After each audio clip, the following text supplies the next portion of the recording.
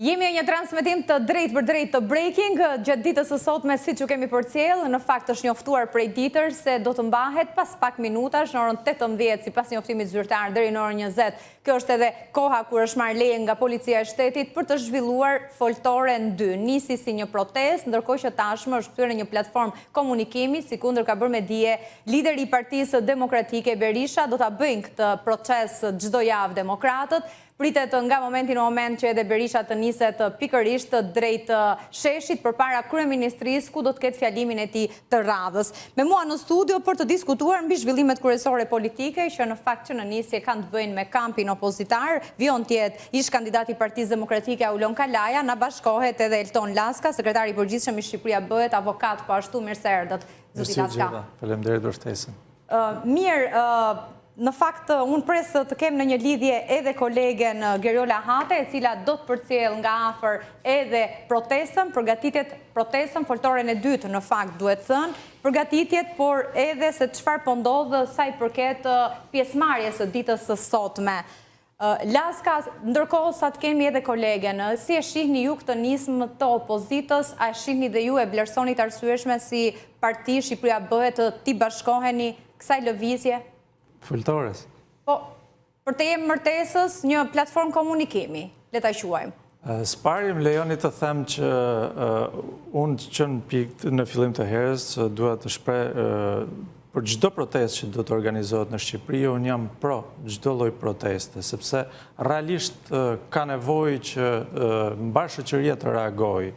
Pra jo vetëm të ketë, po themi, një protestë të një pale apo të një individi, por sa më shumë protesta të ketë, aq më mirë është, sepse jemi realisht në një situatë e cila kërkon dhe ka arsye se për të cilat duhet të protestosh. Pastaj për të kthyer tek ajo se çfarë po bëhet, nuk besoj që edhe demokrati më i thekur që është brenda Partisë Demokratike sot, është dakord me mënyrën se si u organizua ajo e shkuara, sepse kjo e sotshmja shpresojmë që do të kenë një organizim të mirë, por duke parë mënyrën dhe se kush do t'i drejtohet protestuesve apo foltores rrallës, duke parë se çfarë kanë dalë nëpër media dhe se si thuhet në media, duke mos dashur që të aludojnë nëse janë të vërteta apo të pavërteta, por ajo çfarë thuhet që zoti Kolliçi për shembull në protestën përpara Bashkisë Tiranës ishte, po themi, i shtyr nga pjesë të brendshme të Partisë Socialiste. Janë këto fakte zyrtare? Nuk e di, unë po them për ato çfarë kanë dalë në media.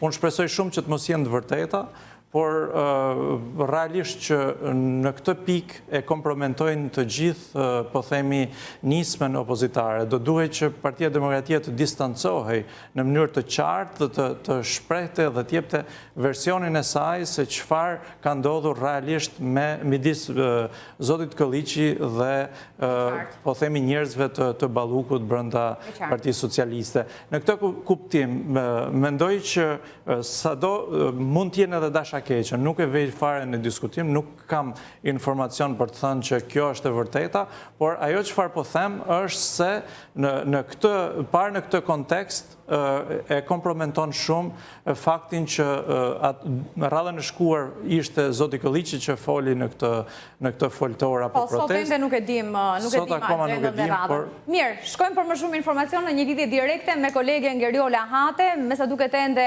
lideri i Partisë Demokratike Berisha nuk ka dalë, në fakt javën e shkuar doli pas orës 18. Geriola, përshëndetje. Përshëndetje, Dafina. Ku je pozicionuar aktualisht, kush pritet të marrë pjesë, të diskutojë gjatë ditës së sotme në këtë platformë komunikimi, pra çfarë është mësuar nga Partia Demokratike deri tani?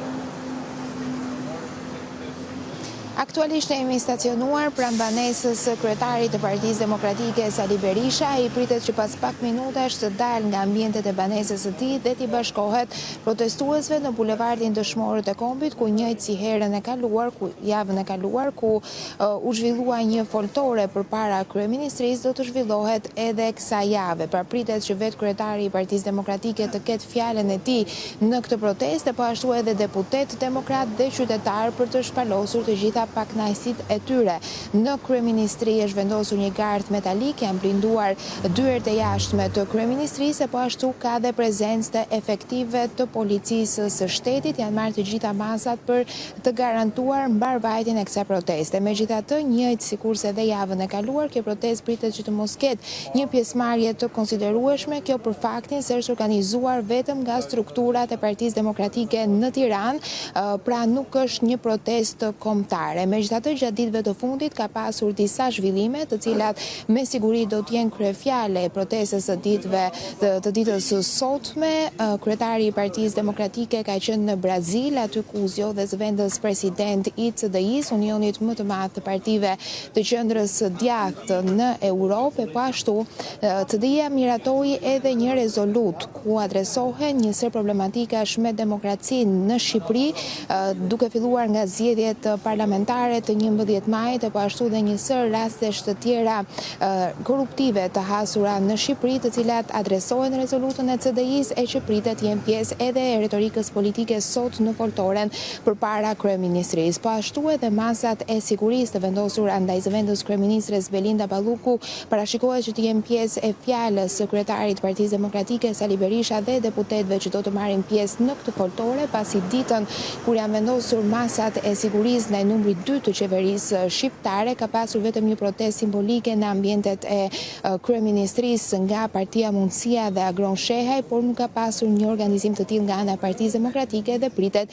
që edhe kjo çështje, që është çështja më e nxehtë e ditëve të fundit, jetë pjesë e protestës së Partisë Demokratike. Kërkesat janë të njëjta sikurse edhe javën e kaluar. Partia Demokratike kërkon vendosjen e një qeverie teknike, rrëzimin e kryeministrit Edi Rama, e po ashtu edhe zhvillimin e mëtejshëm të hapësirave parlamentare, pasi arsyeja dhe konceptimi fillestar i kësaj proteste ka qenë pikërisht minimi i hapësirës të debatit në parlament. Për këtë arsye u konceptua kjo foltore përpara kryeministrisë, ku deputetët e Partisë Demokratike dhe kryetari i saj të kenë mundësinë të flasin në bulevardin Dëshmorët e Kombit, në kushtet ku sipas tyre ju është minuar hapësira në këtë legjislaturë të re të parlamentit. Kjo do të jetë një protestë e përjavshme, pra pritet që çdo javë të shohim po të njëjtin skenar të organizuar përpara bulevardit Dëshmorët e Kombit, por padyshim që me tematika të ndryshme në barësi edhe të zhvillimeve politike që do të ketë java. Gerola, mirë të falenderoj, do t'jemi sërish në lidhje, pritet nga momenti në moment që lideri i Partisë Demokratike Berisha të dalë nga shtëpia e tij dhe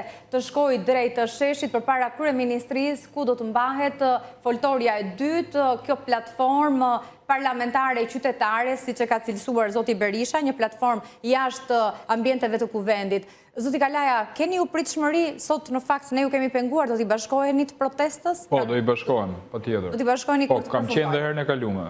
Po, mendoni se do të shkohet me këto realizime, pikërisht me këto platforma komunikimi përpara kryeministrisë në një dorëheqje të Ramës, në krimin e një qeverie teknike për ta çuar vendin në zgjedhje të jashtëzakonshme?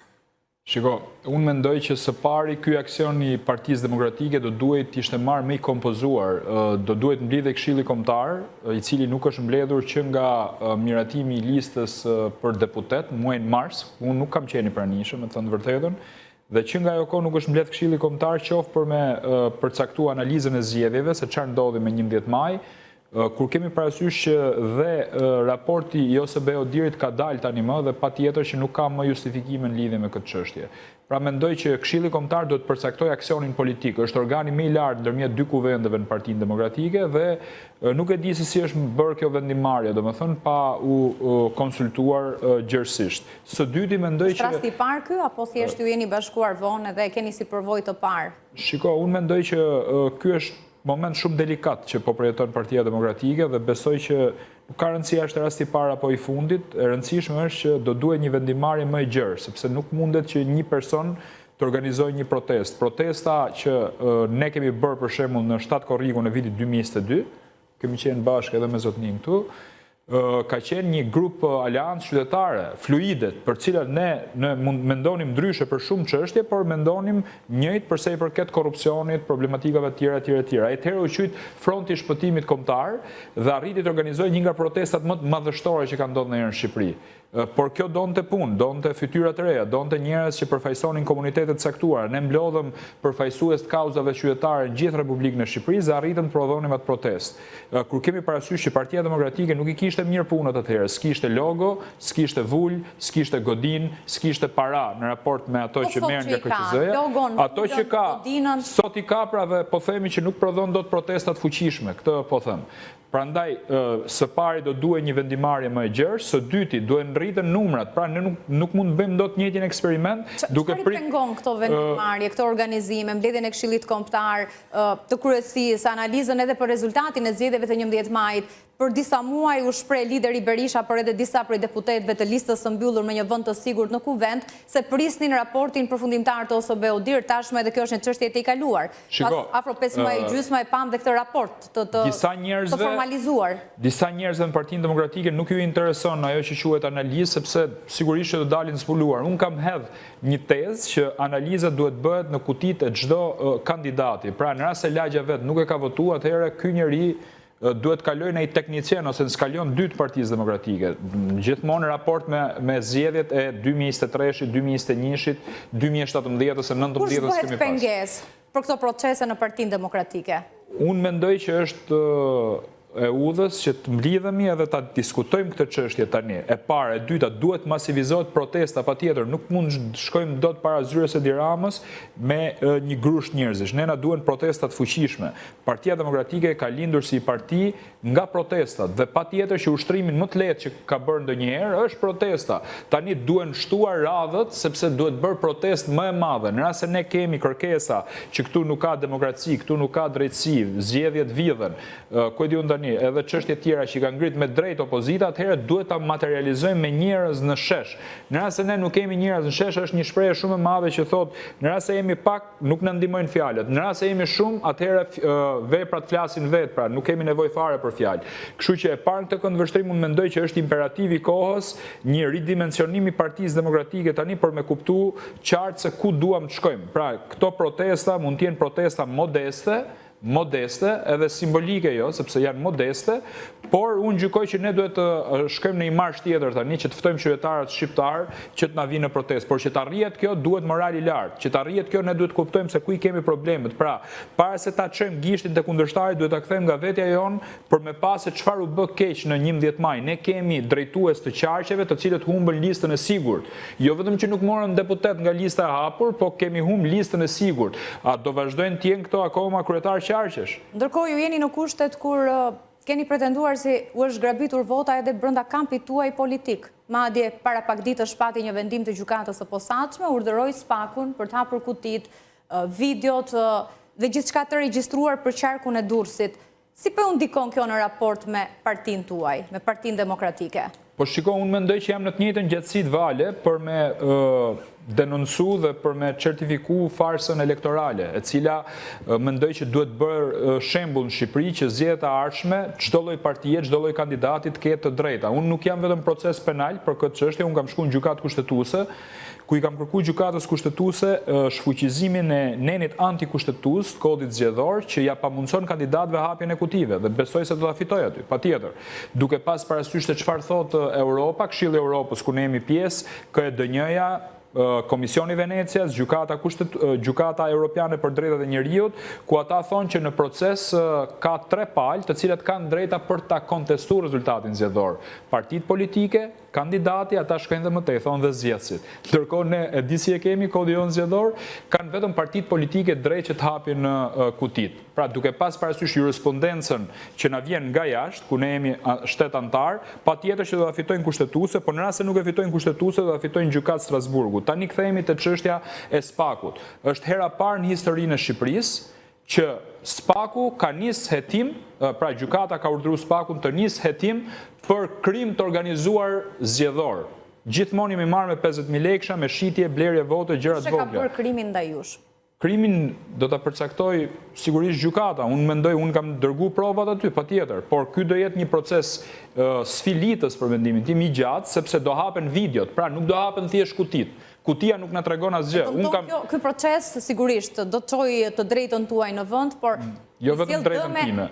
Sigurisht, do të shërbejë një precedent edhe për raste të tjera. Jo, do ja shpjegoj se çka ka ndodhur, çfarë thot gjykata. Por e dëmton Partinë Demokratike?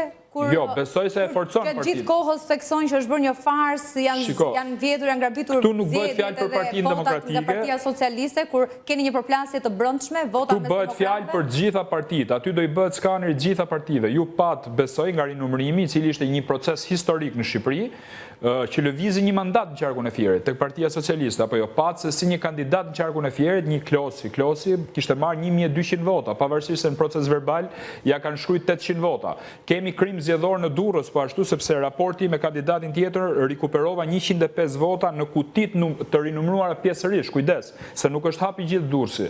Në Tiranë kishim trafikimin e 10.000 votave, në Dibër gjithashtu. Atëherë, për të 4 qarqet, gjykata ka vendosur që do hapen kutit e 4 qarqeve, jo vetëm Durrësin. Pra, Aulon Kalaja nuk ka çu vetëm Durrësin, kam çu dhe këto qarqe që gjykata e urdhëron prokurorin SPAK-un këtë rast që të nisë hetime në lidhje me këtë çështje. Gjykata po ashtu çmon se duhet dali lista e numëruesve, të ekspertohet boja e stirolapsit e cila nuk rezulton në njëjtë, si për partinë politike, si për kandidatin. Të merren dhe të hapen materialet audio dhe video që nuk kanë ndodhur në Shqipëri. Është hera parë kësaj radhe se ne mi mësuar ndom vetëm me hap kutit, i mbyllim kasi i që është gabim njerëzor, ndërkohë gjykimin tim është krim zgjedhor. Po ashtu gjykata në një kallëzim tjetër penal që unë kam quar, ka thënë që ka dyshime të arsyeshme që kasi Komisioni Ankimeve dhe Sanksioneve në KQZ ka shkel ligjin këtë rast dhe do hetohet për shpërdorim detyre. Pra, jo vetëm që do hapen kutit dhe kasi do duhej që t'i hapte gjitha kutit në qarkun e Durrësit, së dyti nuk do duhej të miratonte tabelën për mbledhse, sepse është një tabele falsifikuar kur ka dyshim të arsyeshëm që në kutit e tjera ka krim zgjedhor dhe së treti, materialet që janë gjetur nga rinumërimi duhet i referohen në prokurori. Fakti që nuk i ka bërë, sigurisht që do dalë për ballësaja e fundit. Kjo nuk është për Aulonin, kjo është për çdo kandidat tjetër që do ketë një armë, nesër pas nesër do ta ketë armën e vet në dorë për me kontestu rezultatin zgjedhor dhe sigurisht i bëj numëruesit më të përgjegjshëm kur të numërojnë vota, sepse nuk e kanë llogarinë me X kandidat që i thot partia kaloi ca vota këtij. E kanë me veten e vet se do dënohen. Lasra, si e shihni ju këtë zhvillim? Çfarë do të prodhoj? E para duhet të përshëndes gjithë se e kam ndjekur të gjithë procesin që ka iniciuar zoti Kalaja. Është një proces i cili realisht i shërben demokracisë në fund të ditës, sepse të mbrosh votën e lirë dhe të detyrosh që të numërohet vota ashtu si që është hedhur në kuti dhe të nxjerrësh në pa të gjitha problematikat që e kanë shoqëruar procesin e votimit, por ndoshta edhe përpara votimit, kjo absolutisht që i shërben asaj çfarë quhet zgjedhje të lira dhe të ndershme. Të kthehemi se si e shikoj unë atë se çfarë do të ndodhë nëse do arrihet nga ana e SPAK-ut që të vërtetohen të gjitha këto procese, të cilat ne realisht nuk kemi nevojë që të na e thoshte as raporti OSBE-u Dirit, por as po themi nuk është se presim që të na e thoj SPAK-u sepse e kemi parë në terren. Si parti që nuk përfaqësoheni në komisione e mirëprisni çdo lloj vendimarrje të tillë sepse bëhet një tjetër kontroll, kalojnë në sit të gjitha votat. Megjithatë po diskutojmë që Partia Demokratike, pjesë të cilës është zoti Kalaja dhe përmes koalicionit ku garoi, në fakt ishte e përfaqësuar me komisioner si kundër dhe socialistët. Spari, unë e shikoj si qytetar i thjeshti këtij vendi. Së dyti, si një votues i rregullt i këtij vendi. Së treti, si një njeri që pretendoj që bëj sa mundem për të patur zgjedhje të lira dhe të ndershme në këtë vend, për të cilat kemi 35 vite që ankohemi, që nuk po arrim që të bëjmë një palë zgjedhje të lira dhe të ndershme. Atëherë, kam një pyetje, çfarë ndodh me Kasin dhe me komisionerët nëse pretendimet e zotit Kalaja faktohen dhe gjykata vendos në favor të tij? Ajo çfarë ndodh është që gjithë secili do duhet të mbaj përgjegjësi për atë çfarë ka miratuar, qoftë në KAS, qoftë në çdo, po themi, hierarki tjetër të administratës zgjedhore, sepse e shikojmë KAS-in e cila për hir të së vërtetës do duhet të ishte mbi palët, po themi, për sa i përket hierarkisë në procesin zgjedhor, por në fakt shpesh herë ka bërë paramilitarin politik të dy partive të mëdhaja, qoftë të Partisë Socialiste apo të Partisë Demokratike. Kjo vërtetohet me ato se çfarë bëri me Lëvizjen Shqipëria Bëhet, ku mori një anshmërisht anë në këtë proces, duke vendosur për diçka për të cilën nuk ja kishte kërkuar as Ban Ki-mooni që ishin në rastin konkret ne, por as komisioneri zotit Celibashi. Kështu që në këtë rast shpresoj shumë që tashmë SPAK-u të mund të marrë dhe të hapë të gjitha, po themi, këto dokumenta dhe të dalë në disa vendime për të cilat dikush duhet të mbaj përgjegjësi, sepse jemi mësuar që jemi pjesë e vendimarrjes kolegjiale dhe shpesh herë thonë që ne nuk marrim përgjegjësi për atë se çfarë ngrejmë kartonin në një vend kolegjialisht. Por në fakt duhet që të mbaj përgjegjësi sepse ligji penal shqiptar e përcakton qartësisht se nuk ka rëndësi nëse ti je e ngrej kartonin në një ambient kolegjial apo je autoritet veçmas. Kështu që duhet mbaj dikush përgjegjësi. Mirë, siç u kemi bërë me dije, pritet nga momenti në moment të nisë edhe protesta në fakt platforma komunikuese e Partisë Demokratike. Këto janë pamjet pikërisht përpara pallatit të zotit Berisha, lideri të Partisë Demokratike, ende nuk është bashkuar mbështetësve të tij, pra pritet që përpara kryeministrisë të ketë sërish foltoren e dytë, sikundër kanë bërë me dije se do ta zhvillojnë çdo të hënë. Shkojmë në një hapësirë të shkurtër publicitare.